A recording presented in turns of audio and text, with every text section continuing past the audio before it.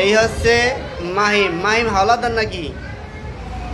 মাহিম হাওলাদার কত বড় চালাক সেটা একটু খাতায় একটু দেখাই সবাইকে।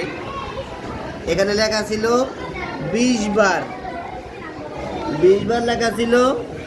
সে 20-এর শূন্যকে যেভাবে হোক সেভাবে এটা আঙুল দিয়ে ঘষে ঘষে শূন্যটা উঠানোর চেষ্টা করছে, কিন্তু শেষ পর্যন্ত ব্যর্থ হয়েছে উঠাতে।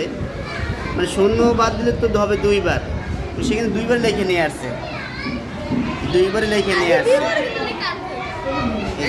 এই আসছে, এই দেখেন, এই ব্রেন, মানে ব্রেন কি পরিমাণ থাকলে এই কাজটা করতে পারে।